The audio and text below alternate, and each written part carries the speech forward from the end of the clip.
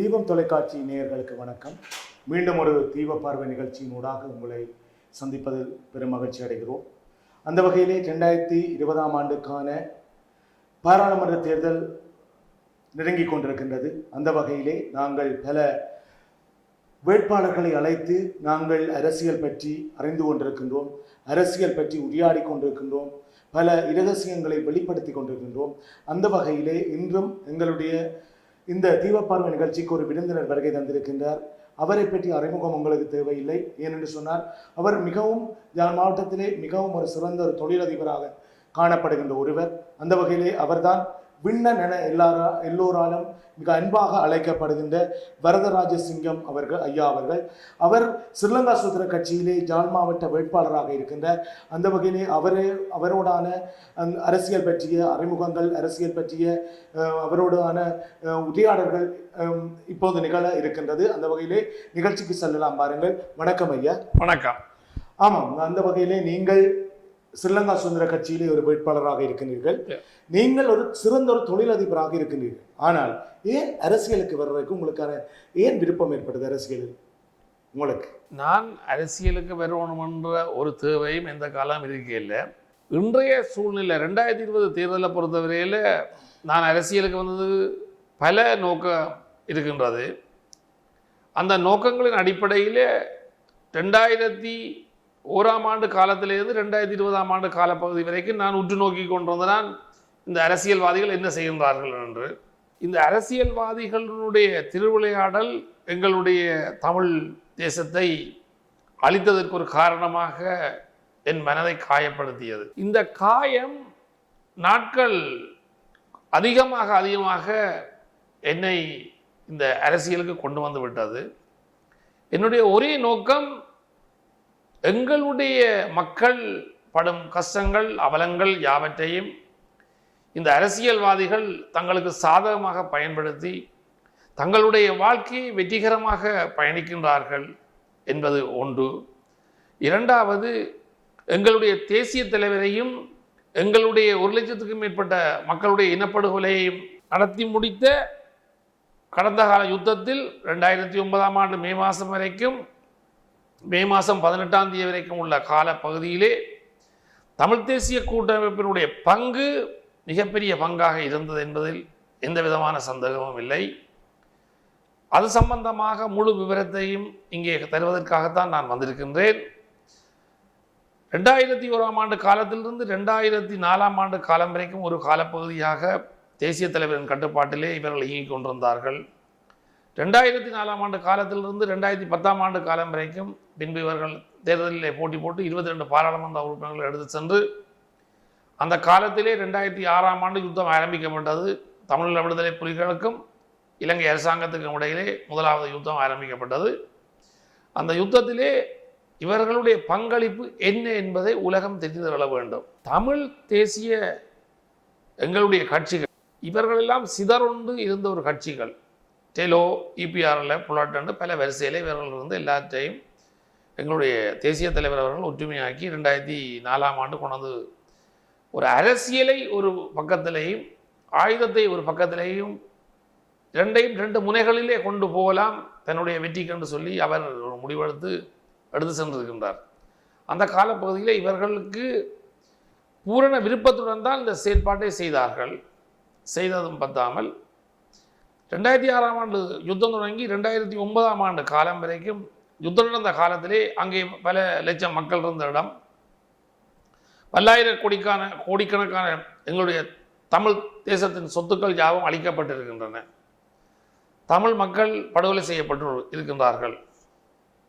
இந்த நிலையிலே இவர்கள் ஏதாவது இந்த மக்களுக்காக குரல் கொடுத்தார்களா என்று சொன்னால் குரல் கொடுக்கவில்லை. இதற்கு என்ன காரணம்? இந்த காரணத்தை இந்த மக்கள் அறிந்து கொள்ள வேண்டும். அதற்கு பிற்பாடு 2010 ஆண்டு தேர்தலில் கூட இதே பாராளுமன்ற உறுப்பினர்கள் திருப்பியும் வந்து பாராளுமன்றத்துக்கு கேட்டு மக்கள் வாக்களித்தார்கள். இவர்கள் பாராளுமன்றத்துக்கு சென்றார்கள். 16 பாராளுமன்ற உறுப்பினர் திருப்பி 15ஆம் ஆண்டிலே கேட்டார்கள். அதிலும் அவர்களுக்கு கிடைத்து அவர்கள் போனார்கள். இப்படி காலச்சக்கரம் ஓடிக்கொண்டிருக்கின்றன. இவர்கள் எந்த காலத்திலுமே ஒரு வீதம் கூட, ஒரு படி கூட முன்னேற்றமான கதையோ பேச்சோ எங்களுடைய மக்களை பற்றி சிந்தனையோ எதுவுமே இல்லை. ஒரு தர்மத்துக்கு கட்டுப்பட்டிருந்தால் இந்த அரசியல்வாதிகள் நொந்து நூலாயிருக்கும் எங்களுடைய தேசத்தில் எங்களுடைய மக்கள் படும் கஷ்டங்கள், இன்னல்கள், அவலங்கள் இவர்கள் எல்லாவற்றையும் பார்க்கின்றவர்கள் மனதிலே வேதனைகளை சுமந்து நிற்கின்ற மக்களுக்கு ஏதாவது ஒரு வழி தேவை. இந்த மக்களுடைய தேவைகளை பூர்த்தி செய்வதற்குரியவர்கள் அரசியல்வாதிகள் தான். இவர்களை நம்பித்தான் பாராளுமன்றத்துக்கு இந்த மக்கள் தங்களுடைய வாக்குகளை கொடுத்து அனுப்புகின்றார்கள். 60 மாதங்களுக்கு ஒரு முறை ஒரு தேர்தல் நடக்கும். இவர்கள் 2 மாத காலம் மாத்திரமே இந்த தமிழ் பிரதேசத்திலே வந்து மக்களுடைய பலையினம், மக்களுடைய பலையினத்தை நன்றாக கண்டு கொண்டவர்கள் தான் எங்களுடைய தமிழ் தேசிய கூட்டமைப்பு. இவர்கள் ஏதோ கதைகளை கூறி தாங்கள் தமிழ் தேசத்தை கொண்டு வருகின்றோம், தன்னாட்சி கொண்டிருக்கின்றோம், சமஷ்டி கொண்டிருக்கின்றோம், எங்களுடைய பொக்கெட்டுக்கே இருக்கிறது எல்லாத்தையும் தூக்கி கொண்டு வரோன்ற மாதிரி கதையை சொல்லி மக்களுடைய மூளையை மழுங்கடித்து சென்று விடுகிறார்கள். பாராளுமன்றத்துக்கு வாக்குகளை வேண்டி சென்று கொண்டிருக்கின்ற காலத்திலே இவர்களுக்கு 2015க்கு பிறகு நல்லாட்சி என்ற ஆட்சியை உருவாக்கினார்கள். நல்லாட்சியை உருவாக்கி அது ரணில் விக்ரமசிங்கா ஒரு பக்கம், மைத்ரிபால சிறிசேனா ஒரு பக்கம் இவர்கள் மும்முனையில் இருந்து செயற்பட்டு தங்களுடைய தேவைகள் யாவற்றையும் பூர்த்தி செய்து பல்லாயிரக்கணக்கான கோடி ரூபாய்களை சம்பாதித்து பாராளுமன்றத்திலே நிறைவேற்றப்பட்ட குறைநிரப்பு பிரேரணைகளுக்கெல்லாம் இவர்கள் கையை உயர்த்தி தங்களுடைய தேவைகள் யாவற்றையும் பூர்த்தி செய்து விட்டார்கள். இந்த பிரதேசத்திலே எந்த விதமான அபிவிருத்தியும் நடைபெறவில்லை. வீட்டுக்கு வீடு இளைஞர்களும் யுவதிகளும் தாய் தந்தையருடன் நிம்மதியற்ற வாழ்க்கையை வாழ்ந்து கொண்டிருக்கிறார்கள். எங்களுடைய பிரதேசத்திலே மிக முக்கியமான பிரச்சனை, ஒரு தாயும் தந்தையும் 2-3 பிள்ளைகளை பெற்றெடுத்து சந்தோஷமாக வாழ வேண்டிய காலத்திலே அவர்கள் துன்பத்திலே மூழ்கி கிடக்கின்றார்கள். வீட்டிலே நிம்மதி இல்லை, பிள்ளைகளுக்கு வேலை இல்லை. வேலை வாய்ப்புன்றது எல்லோருக்கும் உள்ள ஒரு முக்கியமான பிரச்சனை. எல்லோரும் வேலைக்கு போக வேண்டும், எல்லோரும் உழைக்க வேண்டும், எல்லோரும் பணத்தை தங்களுடைய பாக்கெட்டிலே தாராளமாக வைத்து பிழங்க வேண்டும். இந்த பணம் இல்லாவிட்டால் எதுவுமே நடக்காது. நாங்கள் பணம் இல்லாமல் ஒரு எங்களுடைய இறுதி கிரிகளை கூட செய்ய இயலாத ஒரு சூழ்நிலையிலே இன்றைக்கு இந்த மக்கள் தேசத்திலே இருக்கின்றார்கள். நினைக்கும் பொழுது ரொம்ப கவலையாக இருக்கின்றது. இந்த தேசம் நாங்கள் முந்தின காலத்திலே எங்களுடைய பிரதேசத்திலே எவ்வளவு சந்தோஷமான வாழ்க்கையும் இயற்கையோடு ஒத்த வாழ்க்கையும் எங்களுடைய தேசத்து மக்கள் வாழ்ந்து கொண்டிருந்தார்கள். அன்று இருந்த மக்கள் அதற்கு பிறகு பல யுத்தங்களை கண்டு நொந்து நூலாகி மீண்டும் இந்த அரசியல்வாதிகள் இவர்களை வைத்து இன்னும் பின்னுக்கு தான் கொண்டு போகிறார்களே தவிர முன்னுக்கு கொண்டு போவதற்குரிய சாத்தியக்கூறுகளே இல்லை. மக்களாகிய நீங்கள் நன்றாக சிந்திக்க வேண்டும். இந்த அரசியல்வாதிகளின் செயற்பாடுகளினால் நீங்கள் உங்களுடைய குடும்பங்கள், ஒவ்வொரு குடும்பங்கள் மாத்திரமல்ல, உங்களுடைய கிராமங்கள், உங்களுடைய பிரதேசங்கள், உங்களுடைய நகரங்கள் எல்லாமே முற்றுமுழுதாக சிதறடிக்கப்படுகின்றது. உங்களுக்கு தெரியாமலே சிதறடிக்கப்படுகின்றது. இன்று திருவோணமலை மாவட்டத்தை எடுத்துக்கொண்டால், திருவோணமலையிலே எங்களுடைய சம்பந்தன் அவர்கள் வருவாரோ தெரியாது. என்னென்று கேட்டால், அவ்வளவு போன முறையே ஒரு மட்டுமட்டான வித்தியாசத்தெல்லாம் வந்தார். இந்த முறை வருவார்ன்றது சந்தேகம். எனக்கு 100% அவர் வரமாட்டார் என்ற சந்தேகத்தில் நான் இருக்கு, அதில் மாற்ற கருத்துக்கிடம் இல்லை. 89 வயசில் இந்த சம்பந்தன் என்றவருக்கு இந்த பதவி தேவையாண்டு கேட்டால் இந்த பதவி தேவையில்லை. இவர் 20 ஆண்டுகளுக்கு முன்னுக்கே கடைசி 2010ஆம் ஆண்டு கூட தனக்கு பிறகு ஒரு பிரதிநிதி அந்த பிரதேசத்திலே கொண்டு வந்து விட்டு அவருக்கு வழிகாட்டியாக இருந்து ஒரு இளைஞரை உருவாக்கி இருக்க வேண்டிய கடமை அவருக்கு இருக்கின்றது. அவர் தனக்கு பின்னுக்கு அந்த பிரதேசத்திலே ஒருவரை கூட கொண்டு வந்து விடவும் இல்லை, உருவாக்கவும் இல்லை என்று சொன்னால் நீங்கள் யோசிச்சு பாருங்கள். தன்னுடைய சொந்த பிரதேசத்துக்கே தனக்கு பிறகு ஒரு ஆளை உருவாக்காமல் இருக்கின்ற சம்பந்தனை பற்றி நீங்கள் என்ன நினைக்கின்றீர்கள்? அவர் அந்த பிரதேசத்துக்கே, தன்னுடைய சொந்த பிரதேசத்துக்கே தனக்கு பிறகு ஒருத்தரை கொண்டுவராமல் இருந்தால் எங்களுடைய வடமாகாணத்துக்கும் அவருக்கு என்ன சம்பந்தம் இருந்தது? வடமாகாணத்தை பற்றி அவருக்கு என்ன தெரியும்? வடமாகாணத்திலே நடந்த ஒரு செல் சத்தம் அவருக்கு கேட்டதா? ஒரு துவக்கு சூட்டு சத்தம் கேட்டதா? அப்படி இல்லாட்டி அவருக்கு ஏதாவது ஒரு இங்கே நடந்த சம்பவங்கள் நாங்கள் அகதியாக வெளிக்கிட்டு போய் அல்லலுற்ற காட்சிகள் அவற்றை கண்ணுக்கு தெரிந்ததா? இல்லையே. அப்படியான ஒரு திட்ட தலைமையில் கட்சி ஒப்படைக்கப்பட்டு கடந்த 20 ஆண்டுகளாக ஓடிக்கொண்டிருக்கின்றது. ஒரு மனிதனுடைய சராசரி ஆயுள் 75 ஆண்டுகள். 20 ஆண்டுகள் என்பது சாதாரண விடயமா என்று யோசித்து பாருங்கள். எங்களுடைய ஆயுதங்கள் எல்லாம் மௌனிக்கப்பட்டு 12 ஆண்டுகள் ஆகின்றன. 12 ஆண்டுகளிலே எங்களுடைய வடக்கு மாகாணத்திலே ஒரு வீதந்தனில் ஒரு தொழிற்சாலைக்கு ஒரு கல் அத்திவாரம் ஒரு கல் வச்சு அத்திவாரம் விடப்படவில்லை 12 ஆண்டுகளில். அப்போ இங்கே என்ன நடக்கின்றது? இந்த தேசத்தில் என்ன நடக்கின்றது? திருப்பி திருப்பி கேட்டு பாருங்கள். இளைஞர்கள் யுவதிகள் வீடுகளிலே முடங்கி கிடக்கின்றார்கள். அந்த யுவதிகளும் இளைஞர்களும் வீடுகளிலே முடங்கி கிடந்து இன்றைக்கு இருக்கிற சூழ்நிலையில் வாழ்வெட்டு எந்த நாளும் பத்திரிகை யாழ்ப்பாணத்தில் உள்ள பத்திரிகையை எடுத்து பார்த்தா பாருங்க, வாழ்வெட்டு அங்கே 3 பேர் காயம், இங்கே 7 பேர் காயம், இரு கோஷ்டிகளில் மோதல். கடைசியில் இப்போ கடைசியாக நடந்தது எங்களுடைய யாழ் மாவட்ட சேலத்துக்கு முன்னுக்கும் வந்து கையை வெட்டி போட்டு போயிட்டு சொல்லி இப்போ பத்திரிகையில் இருந்தது. கச்சேரிக்கு முன்னுக்கும் பெரிய காவலர்கள் எல்லாம் இருக்கிறது, மக்கள் இருக்கிற இடத்துலேயே வந்து கையை வெட்டி போட்டு போயிட்டு. அப்போ இது இந்த பிரதேசத்தில் என்ன நடக்குது? எங்களுடைய தமிழ் பிரதேசங்கள் அபிவிருத்தியாகாமல் இருப்பதற்கு காரணம் எங்களுடைய அரசியல்வாதிகள். ஆமாம் ஐயா, நீங்கள் இந்த பத்திரிகைகளிலே விளம்பரங்கள் கொடுக்கும்போது ஒரு வாசகம் ஒன்றை போட்டுக் கொண்டிருக்கிறீர்கள். நான் பலவற்றை நான் வெளிப்படுத்த வந்திருக்கிறேன், பல உண்மைகளை பேச வந்திருக்கிறேன் என்று சொல்லி கூறிக்கொண்டிருக்கிறீர்கள். இந்த உண்மை என்பது என்ன? எங்களுக்கு அதற்கால் எல்லா மக்களுக்கும் அது தேவையாக உள்ளது. உண்மைகள் யாவும் அம்பலத்துக்கு.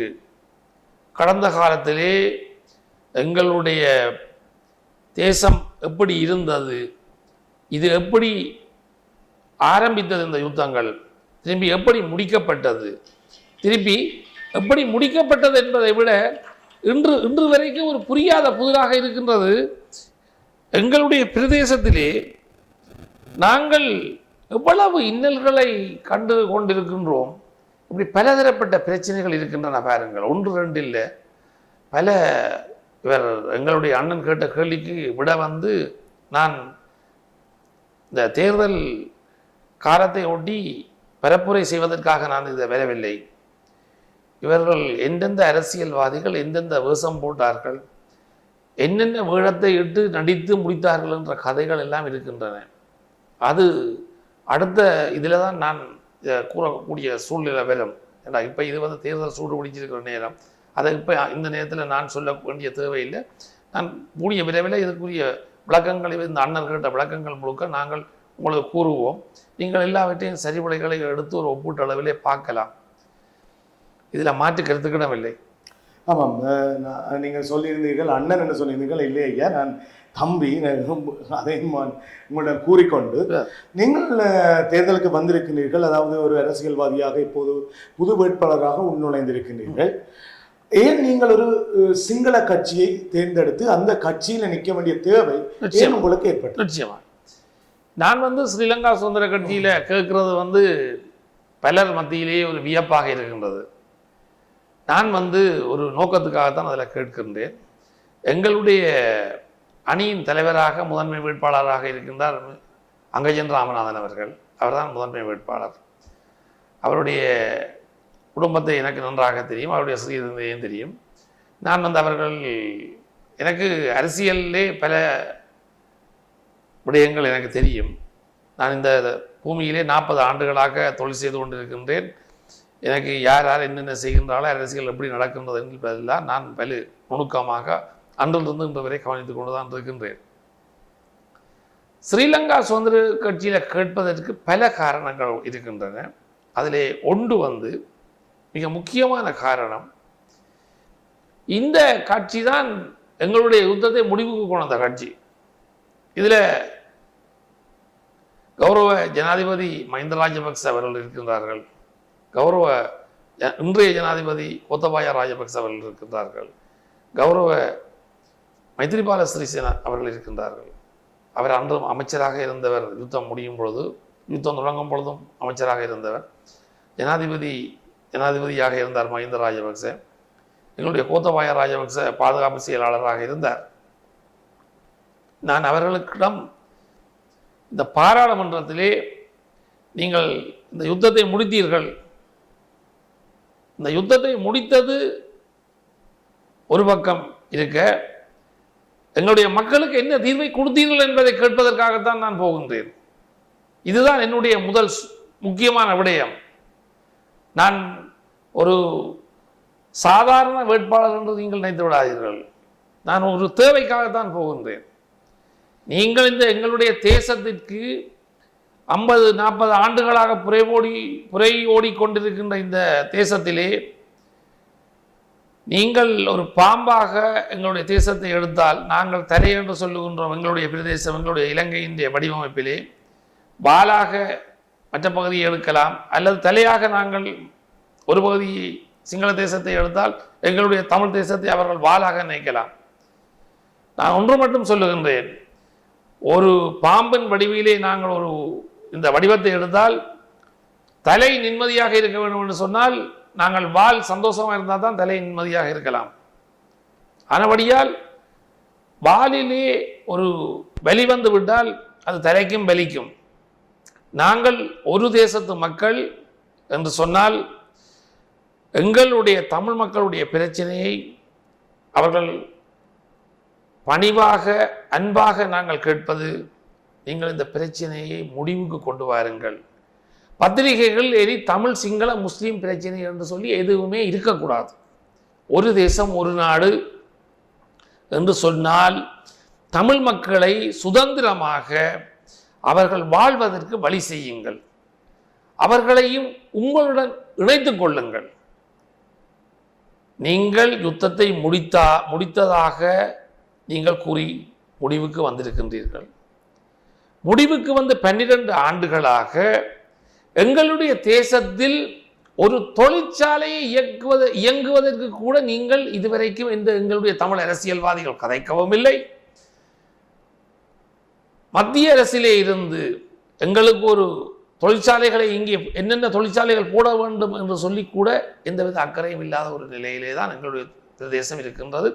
எங்களுடைய பிரதேசத்திலே இருக்கிற வளங்கள் யாவும் மிகவும் பெருமதிமிக்க வளங்கள் இங்கே இருக்கின்றன. இந்த வளங்கள் எந்த விதமான பாவனைக்கும் அற்றவையாகவே இங்கே இருக்கின்றன. அதுபடியால் நிச்சயமாக எங்கள் ஸ்ரீலங்கா சுதந்திர கட்சியில் இன்றைக்கு இருக்கின்ற ஜனாதிபதி அவர்கள் எல்லோருமே சேர்ந்து எங்களுடைய மக்களுடைய பிரச்சனைக்கு ஒரு தீர்வு கட்டாயம் கொடுத்தே ஆக வேண்டும். இதை நான் பாராளுமன்றத்திலே வலியுறுத்த வேண்டும். பாராளுமன்றத்திலே நாங்கள் வலியுறுத்தும் பட்சத்தில் தான் நான் அந்த கட்சியிலே இன்றைக்கு நான் தேர்தலில் கேட்டு மக்கள் எங்களுக்கு நீங்கள் வாக்குகளை தாருங்கள், இந்த வாக்குகள் நீங்கள் அளிக்கின்ற வாக்குகள் உங்களுக்கு தான் பிரயோசனப்படும். நீங்கள் தமிழ் தேசிய கூட்டமைப்புக்கு காலமாக நீங்கள் வாக்களித்தீர்கள், எந்த பிரயோசனமும் நடைபெறவில்லை. நாங்கள் ஒரு மாற்று வழியை காணுவோம். காரணம் என்னவென்றால், நாங்கள் இந்த கட்சிக்கு வாக்களித்து நாங்கள் பாராளுமன்றத்திற்கு செல்லும் பொழுது நாங்கள் இந்த கட்சியிலே இருந்து நீங்கள் விட்ட தவறுகள், நீங்கள் விட்ட குறைகள் எல்லாவற்றையும் அந்த பாராளுமன்றத்தில் கேட்கும் பொழுது 200க்கும் மேற்பட்ட சிங்கள பாராளுமன்ற உறுப்பினர்கள் இருப்பார்கள். அந்த பாராளுமன்றத்திலே நாங்கள் சொல்வதை செவிமடுப்பார்கள். செவிமடுத்து அவர்கள் எல்லோரும் கூடி கலந்து ஆலோசித்து எங்களுடைய தீர்வை தருவார்கள் என்பதில் எந்த விதமான ஐயமும் இல்லை. இதே நேரம் அடுத்த பாதையிலே அபிவிருத்தி நிச்சயமாக நடைபெறும். இன்றைய ஜனாதிபதியும் மற்றும் பசில் ராஜபக்ச அவர்களும் மற்றும் அங்கே இருக்கின்ற அமைச்சர்கள் எல்லாரும் இந்த தேசத்தை கட்டி எழுப்பணும் என்ற ஒரு நோக்கில் இருக்கின்றார்கள். எங்களுடைய அணியின் தலைவரும் இந்த பிரதேசத்திற்கு அங்கஜன் ராமநாதன் அவர்களும் நிச்சயமாக அபிவிருத்தி என்ற முழு பொறுப்பையும் எடுத்து செயல்பட்டு கொண்டிருக்கின்றார். ஒரு அணி, நாங்கள் நேற்று கிரீன் கிராஸ் கோட்டையிலே எங்களுடைய தேர்தல் விஞ்ஞாபனத்தை வைத்தோம். 1500க்கும் மேற்பட்ட மக்கள், இளைஞர்களும் யுவதிகளும் அங்கே வந்திருந்தார்கள். 1300க்கும் 1500க்கும் உள்ளே இடைப்பட்ட ஆட்கள். நாங்கள் எதிர்பார்த்தது ஒரு 1000 மக்களுக்கு தான் எதிர்பார்த்தோம். நிறைந்து விட்டது மக்கள் வெள்ளம். காரணம் என்னவென்றால், இன்றைக்கு விரக்தியின் விளிம்பிலே இளைஞர்களும் யுவதிகளும் இருக்கின்றார்கள். ஒரு மாற்று வழி தேவை. 20 ஆண்டுகள் போய்விட்டன. நிச்சயமாக ஒரு மாற்றம் 100% மாற்றம் வந்தே ஆகும். அதில் மாற்று கருத்துக்கு இடமில்லை. எங்களுடைய அணி ஒரு சிறந்த அணியாகத்தான் இருக்கின்றது. நாங்கள் இந்த முறை தேர்தலிலே 3 ஆசனங்களை எங்களுடைய ஸ்ரீலங்கா சுதந்திர கட்சி வெல்லும், அதிலே மாற்றுக்கிறதுக்கு இடமில்லை. நாங்கள் 1,50,000க்கு மேற்பட்ட வாக்குகளை எடுப்போம். நீங்கள் நிச்சயமாக எங்களுக்கு வாக்களியுங்கள். எங்களுடைய கட்சியிலே ஊழலற்ற கட்சி. நாங்கள் ஒவ்வொரு நிமிடமும் இந்த கட்சிக்காக இங்கே வேலை செய்து கொண்டிருக்கின்றார் எங்களுடைய அணியின் முதன்மை வேட்பாளர் அங்கஜன் ராமநாதன். நாங்கள் எல்லோரும் நிறைய இந்த பூமிக்கு வேலை செய்வதற்காகத்தான் நான் வந்திருக்கின்றேன். ஊழலற்ற ஒரு இளைஞர் யுவதிகள் யுகத்தை படைக்க வேண்டும். அவர்களிடம் நாட்டையும் எங்களுடைய பிரதேசத்தையும் கையளிக்க வேண்டும். வயோதிபர்கள் ஒதுங்கிக் கொள்ள வேண்டும் என்பதற்காகத்தான் நான் இந்த தேர்தலிலே வந்திருக்கின்றேன். உண்மைகள் எல்லாம் அம்பலத்துக்கு வர வேண்டும். கடந்த காலத்திலே இங்கே நடந்த சகல விதமான பிரச்சனைகளும் பாராளுமன்றத்திற்கு நாங்கள் குரல் கொடுத்து ஒலித்து, அங்கே கேள்விகள் கேட்கப்பட்டு அங்கே விடைகள் பதில் வர வேண்டும். இது எங்களுடைய தேசத்துக்கும் தெரிய வேண்டும், தேசத்திலே உள்ள அனைத்து மக்களுக்கும் தெரிய வேண்டும்.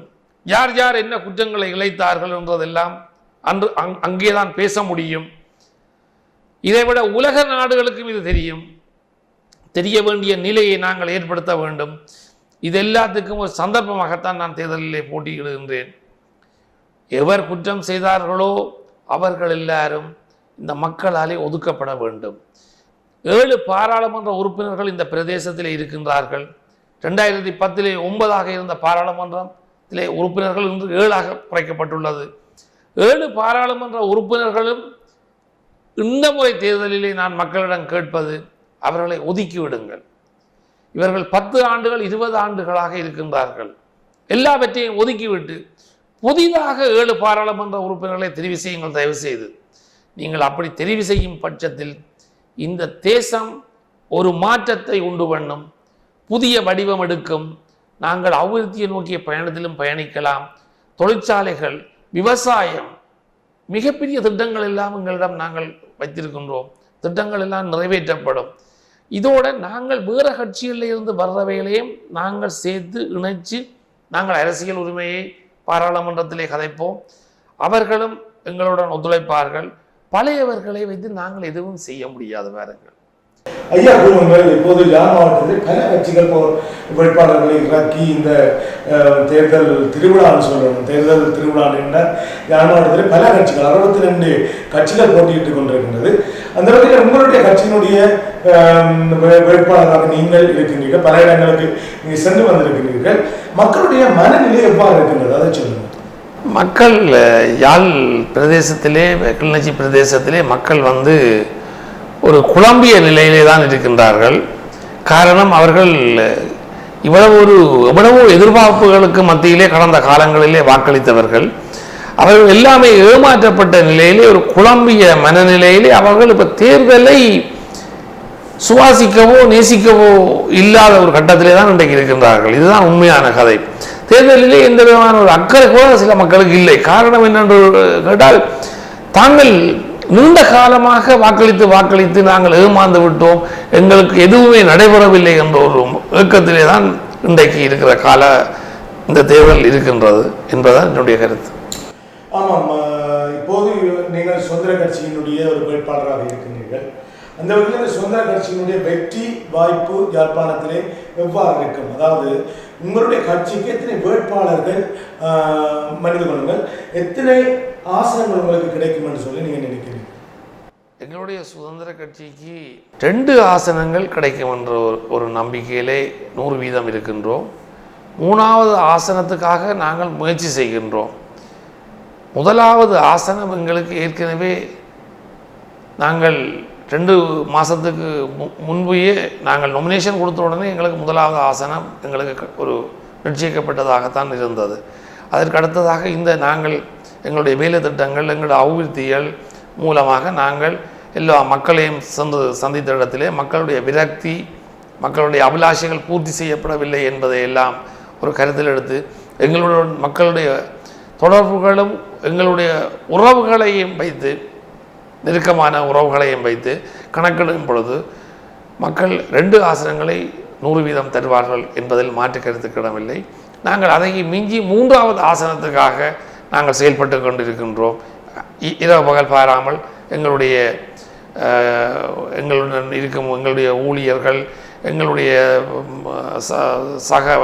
எங்களுடைய உறவுகள் எல்லாம் சேர்ந்து எங்களுடன் கைகோத்து எங்களுடைய வேலைகளை செய்து கொண்டிருக்கின்றார்கள். அதனுடையால் நிச்சயமாக எங்களுடைய ஆசனங்கள் கிடைக்கும்.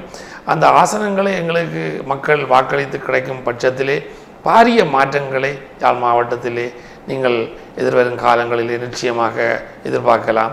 நாங்கள் ஒரு உதாரணத்தை சொல்லலாம். எங்களுடைய கௌரவ ஜனாதிபதி அவர்கள் எங்களுடைய வட பிரதேசம் மிகவும் செழிப்பாக பெறுவதற்கு என்னென்ன வழிவகைகள் என்று கலந்தாலோசித்து கதைத்து கொண்டிருந்த காலத்திலே உடனடியாக 220 ரூபா 1 கிலோ வெங்காயத்துக்கு யாழ் பிரதேசத்திலே வெங்காயம் நிறைய உற்பத்தி செய்யப்படுகிறது. இறக்குமதியை நிப்பாட்டி உள்ளூர் உற்பத்திகளை அதிகரிக்க வேண்டும் என்பது ஜனாதிபதி அவருடைய கொள்கையாக இருக்கின்றது. இன்றைக்கு அதன் அடிப்படையில் 220 ரூபா 1 கிலோ வெங்காயத்திற்கு அவர் சுங்க வரி போட்டிருக்கின்றார். அந்த வகையிலே தான் கடந்த 4 மாதங்களாக 1 கிலோ வெங்காயம் 250 ரூபாயாக விற்பனை செய்யப்படுகின்றது. அதே நேரம் பெரிய வெங்காயம் 1 கிலோவுக்கு 1 ரூபா தான் சுங்க வரியாக இருக்கின்றது. அதே மாதிரி பல விவசாயத்திலே பாரிய மாற்றங்கள் இந்த ஆண்டு அடுத்த ஆண்டுகளிலே மாறி எங்களுடைய பிரதேசம் விவசாய பூமி. இந்த விவசாய பூமி மிக பெரிய அளவிலே அபிவிருத்தி அடையும் என்பதிலே எந்த மாற்று கருத்துக்கும் இடமில்லை. அது அபிவிருத்தி அடைந்தாலே எங்களுடைய தேசம் செழிப்பாகும். ஆமாம், மிக அண்மையிலே தெற்கிலே ஒரு சிங்கள ஊடகத்திற்கு நேர்காணல் ஒன்றை வழங்கிய கூட்டமைப்பினுடைய பேச்சாளர் சுமந்திரன் அவர் தமிழக தேசிய தலைவர் பிரபாகரனுடைய போராட்டத்தை தான் ஏற்கவில்லை என்று சொல்லி இளைஞர்கள் ஆயுதம் ஏந்தியது தவறு என்று சொல்லியும் கூறியிருந்தார். உங்களுடைய நிலைப்பாடு என்ன? நிச்சயமாக அது அவருடைய கருத்து. ஏனென்று கேட்டால் அவர் 3 வயசிலேயே இந்த பூமியிலே இருந்து தான் போய் கொழும்பில் இருந்ததாக சொல்லுகின்றார். பாருங்கள், 3 வயசிலே யாழ்ப்பாணத்தை விட்டு போய் அவர் கொழும்பு ராயல் காலேஜிலே படித்து சட்டக்கல்லூரிக்கு போயிருக்கின்றார். ஆனபடியால் நாங்கள் அவருடைய கருத்தை அவர் கூறியது சரி என்று சொல்லுகின்றார்களா பிழை என்று சொல்கின்றார்களா மக்கள்லாம் தீர்மானிக்க வேண்டும். அவர் இந்த பிரதேசத்து உரியவர் அல்ல என்பதை அவர் சொல்லியிருக்கின்றார். அதிலே மாற்று கருத்துக்கிடமில்லை. தான் 3 வயசிலே இந்த பிரதேசத்தை விட்டு போனவர் என்றதை சொல்லியிருக்கின்றார்.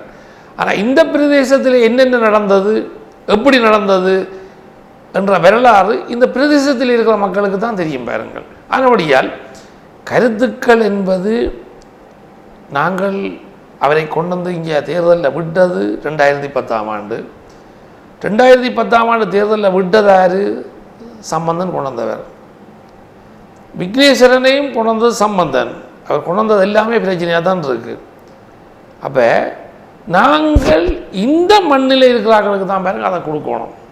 நீங்கள் வடிவாக மக்கள் விளங்கிக்கொள்ள வேண்டிய விஷயம், இந்த மண்ணிலே மக்களோட மக்களாக நின்று இந்த துன்பங்கள் துயரங்கள் எல்லாவற்றையும் நேராக கண்கண்டவருக்குத்தான் எங்களுடைய பிரதேசத்தில் உள்ள மக்களுடைய கைங்காரியங்களை செய்ய முடியும். மக்களுடைய துயரங்களையும் துன்பங்களையும் காணாதவர்களுக்கு அந்த கைங்காரியங்கள் செய்து நிறைவேற்ற முடியக்கூடிய சாதனைகள் எதுவுமே அல்ல. இது ஒரு தவறு இல்லை. இது இப்படி பல தவறுகள் நடக்கின்றன. இனிமேலும் இந்த தவறுகளை நீங்கள் மக்களாகிய நீங்கள் செய்யாதீர்கள் என்றுதான் என்னுடைய கருத்து. தற்போது இங்கே இருக்கின்ற தமிழ் தலைமைகள் பற்றிய உங்களுடைய நினைப்பு, அதாவது உங்களுடைய வெளிப்பாடு எவ்வாறு இருக்கின்றது? பலர் இருக்கின்றார்கள். தலைமைகள் உதாரணமாக சுமந்திரன், விக்னேஸ்வரன் ஐயா இருக்கின்றார். நீங்கள் உண்மையிலேயே விக்னேஸ்வரன் ஐயாவை தமிழர்களுடைய ஒரு தலைமையாக நீங்கள் இருக்கிறீர்களா? ஒரு காலம் நான் ஏற்க மாட்டேன். காரணம் என்னவென்றால் அவர் 1984ஆம் ஆண்டு நீதிமன்றம் மல்லாகத்திலே வேலை செய்துவிட்டு பணியாற்றி விட்டு போய் அந்த யுத்தங்கள் இங்கே ஆரம்பிக்கப்பட்டதன் பின்பு அவர் கொழும்பை நோக்கி புறப்பட்டு விட்டார்.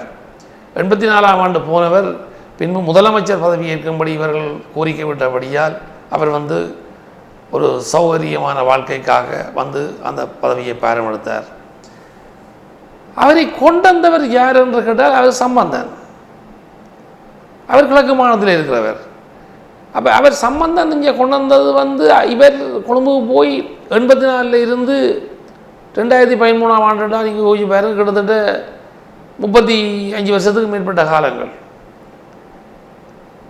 அப்போ இதுகளை வந்து 30 வருஷத்துக்கு மேற்பட்ட காலங்களில் இந்த பிரதேசத்தில் நடந்த பிரச்சனைகளை அறியாதவைகளை கொண்டு வந்து இங்கே விட்டது வந்து மக்களும் அதை சிந்திக்கல, வாக்களிக்கல. மக்கள், எங்களுடைய மக்கள் என்னென்று கேட்டால், தமிழ் தேசிய கூட்டமைப்பு சொல்கிற மந்திரம் எல்லாம் சரி என்று யோசிச்சது. அதுதான் மந்த வினை. மந்திரங்களை நாங்கள் அவர்கள் உச்சரிக்கும் விதத்திலே உச்சரித்து விட்டால் அந்த மந்திரங்களை ஏற்றுக்கொண்டு விடுவார்கள் எங்களுடைய தமிழ் மக்கள். அந்த உச்சரிப்பிலே நடந்த மாற்றங்கள் தான் இவை. இதை நான் ஒரு காலம் ஏற்றுக்கொள்ள மாட்டேன். காரணம், அவரை விட பல கல்விமான்கள், இப்போ சிதம்பரம் ஐயா இருக்கின்றார், அவர் இந்த தமிழரசு கட்சியிலே ஊறி பல நீண்ட காலமாக இந்த தேசத்திலேயே இந்த மக்களுடைய அவ்வளவு கஷ்டங்களையும் என்ன நடந்தது அறிஞ்சவர் தான் இந்த சிதம்பரம் ஐயா. எனக்கு அவரை நான் ஒரு நாள் சந்தித்ததும் இல்லை, கதைச்சதும் இல்லை. அவருடைய கருத்துக்கள் எல்லாம் எனக்கு தெரியும். நான் அவரை பற்றி புத்தகங்கள் பத்திரிகைகளில் வாங்கிச்சிருக்கிறேன். நான் அவரை தெரியும்னு சொல்லி இதில் பேசுகிறேன்னு நீங்கள் யாரும் யோசிச்சிடாதீங்க, எனக்கு அவரை தெரியாது. ஆனால் அவர் இந்த பிரதேசத்தில் இருந்தவர். அப்போ அவருக்கு கொடுத்துருக்கலாம். அதை விட எத்தனையோ கல்விமான்கள் எல்லாம் இருக்கின்றார்கள் பாருங்கள். எங்களுடைய பிரதேசத்திலே அடையாளம் காணாமல் மறைவாக தங்களுடைய வாழ்க்கையை கொண்டு போகிறவர்கள் எத்தனையோ ஆயிரக்கணக்கான மக்கள் எங்களுடைய பிரதேசத்திலே இருக்கின்றார்கள். அவர்களுக்கு கொடுக்க வேண்டிய பதவி தான் இவைகள் யாவும். இதை விட்டு இந்த பிரதேசத்திலிருந்து ஒதுங்கி ஒளிஞ்சு எங்களுடைய இந்த பிரதேசத்திலே தாங்கள் வாழ முடியாது என்ற ஒரு சூழ்நிலையிலே தாங்கள் சௌகரியமான வாழ்க்கையை வாழ வேண்டும் என்று புறப்பட்டு சென்றவர்களை கூட்டிக் கொண்டு வந்தது எங்களுடைய தவறு, அவர்களுடைய தவறு அல்ல. ஆமாம், இப்போ ஒரு நாடு இது தேசம் என்று சொல்லிக்கொண்டு தமிழ் தேசிய மக்கள் முன்னணிகள் வருகின்றனர். அவர்களை பற்றி அவர்களுடைய அந்த ஒரு நாடு ஒரு தேசம், ஒரு நாடு இது தேசம் என்பதனுடைய அந்த தேர்தல் விஞ்ஞாபனம், அவர்களுடைய கட்சி கொள்கை, அதை பற்றி நீங்கள் என்ன நினைக்கிறீங்க? நிச்சயமாக எங்களுக்கு ஒரு தேசம் இருக்குது, அதில் மாற்று கருத்துக்களோடு எங்களுடைய தமிழ் தேசங்கள் வடக்கு கிழக்கடைஞ்ச ஒரு சமஷ்டி முறையில் எங்களுடைய அரசுகள் பரிசீலனை செய்து எங்களை நிம்மதியாக வாழவிட வேண்டும் என்பதுதான். தமிழ் மக்களை நிம்மதிக்குள் நீங்கள் தள்ளிவிட்டு நீங்களும் நிம்மதியாக இருங்கள், நாங்களும் நிம்மதியாக இருக்க வேண்டும் என்பதுதான் என்னுடைய கருத்து. நீங்களும் உறங்குங்கள், நாங்களும் உறங்குகின்றோம். நீங்கள் எங்களை உறங்காமல் பண்ணிவிட்டீர்கள் என்றால் நீங்களும் உறங்காமல் இருப்பீர்கள் என்பதுதான் என்னுடைய கருத்து. இதை நீங்கள் ஆழமாக சிந்திக்க வேண்டும். நான் சொல்லும் கருத்தை நீங்கள், எங்களுடைய தொலைக்காட்சி ஊடாக நான் சொல்லும் கருத்தை நீங்கள் ஆழமாக யோசிக்க வேண்டும். நீங்கள் ரெண்டாவது, அவர்கள் வந்து எங்களுடைய தமிழ், எங்களுடைய சைக்கிள் அணியினர் கேட்பது 2 தேசம் ஒரு நாடு என்பது அவர்கள் எந்த கருத்தை வைத்து சொல்லுகின்றார்கள் என்று எனக்கு புரியவில்லை. தேசமும் நாடும் ஒன்று, அதில் மாற்று கருத்துக்கு இடமில்லை. நாங்கள் தமிழீழம் கேட்டு போராடி ஒரு கட்டத்துக்கு வந்து ஒரு எல்லையில் நிற்கின்றோம். எங்களுக்கு கிடைக்க வேண்டிய உரிமைகள் நிச்சயமாக கிடைக்க வேண்டும். மீண்டும் மீண்டும் நாங்கள் ஒரு மாற்று வழியை தேடி போகாத முறையிலே சிங்கள தேசத்திலே, சிங்கள தலைமைப்பிடத்திலே நாங்கள் கேட்டு பெற வேண்டியவற்றை பெற வேண்டும். குழப்ப நிலையை உருவாக்காமல் மெதுவாக அணுகி என்ன முறையிலே நாங்கள் கைப்பற்றலாம், எங்களுடைய தந்திரம் ரீதியாக என்ன மாதிரி கைப்பற்றலாம் என்பதை நாங்கள் யோசிக்க வேண்டும். இரண்டாவதாக, இவர்கள் கூறுபவர்கள் 4 பேர் இருக்கின்றார்கள். இதுதான் கவலைக்குரிய விஷயம். இவர்கள் சட்டத்துறையிலே பயின்று சட்டக்கல்லூரி சென்று தங்களுடைய பட்டப்படிப்புகளை முடித்துவிட்டு சத்தியப்பிரமாணம் எடுத்துக்கொண்டு வந்த ஒரு நாடு என்ற ஒரு கொள்கையிலே தான் இவர்கள் சத்தியப்பிரமாணம் எடுத்திருக்கின்றார்கள். இவர்கள் உண்மையிலேயே 2 தேசம் தேவை என்று சொன்னால் நிச்சயமாக இவர்கள் செய்ய வேண்டிய வேலை, தங்களுடைய சத்தியப்பிரமாணம் எல்லாவற்றையும் போய் தங்களுடைய சட்டத்துறையை விட்டு வந்துதான் இந்த தேர்தலிலே போட்டியிட்டால் நாங்கள் அவர்களுக்கு ஆதரவளிக்கலாம். அப்போ மக்களை ஏமாற்றக்கூடாது, நீங்கள் சரியாக செய்யுங்கள் என்பதுதான் என்னுடைய கருத்து. ஆமாம், இறுதியாக ஒரு கேள்வி உங்களிடம், தமிழ் மக்களுக்கான எவ்வாறான தீர்வு எங்களுக்கு கிடைக்கும் என நீங்கள் நினைக்கிறீர்கள்? அல்ல, தமிழ் மக்களுக்கான எவ்வாறான தீர்வை உங்களுடைய கட்சி சார்பாக நீங்கள் வழங்க இருக்கின்றீர்கள்? நிச்சயமாக வடக்கு கிழக்கு இணைஞ்ச ஒரு சமஸ்தி தீர்வு, தமிழ் மக்களும் முஸ்லீம் மக்களும் நிறைவான ஒரு வாழ்க்கை வாழக்கூடிய ஒரு தீர்வை எங்களுடைய அரசாங்கம் பரிசீலனை செய்ய வேண்டும். இன்றைய ஜனாதிபதி வடக்கு கிழக்கு இணைப்பு என்பது சாத்தியம் ஆகுமான்னு நீங்க நினைக்கிறீர்களா? சாத்தியம் ஆகாத விடயம் என்று சொல்லி எதுவுமே இல்லை.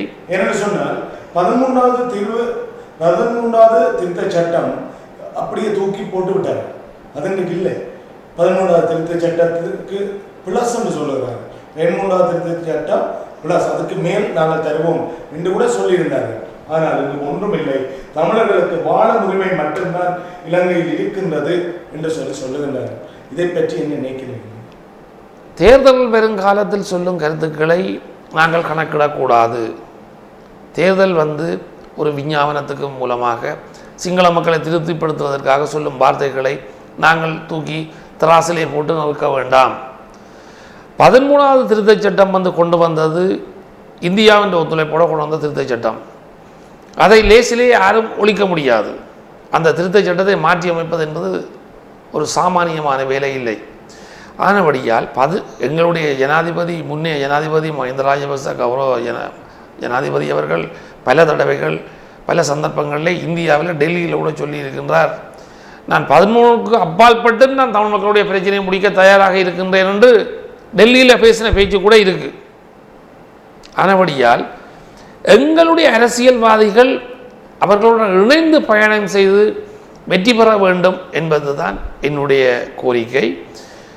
எங்களுக்கு நிச்சயமாக வடக்கு கிழக்கு இணைச்ச ஒரு மாநிலத்தை சமஷ்டி முறையிலே தந்து எங்களுடைய பிரச்சனைகளை அவர்கள் தீர்க்க வேண்டும் என்பது தான் கருத்து. இதை மாற்று கருத்துக்கே இடமில்லை. நிச்சயமாக அவர்கள் அந்த நிலைக்கு வந்தே தான் ஆக வேண்டும், தருவார்கள் என்ற நம்பிக்கை இருக்கின்றது.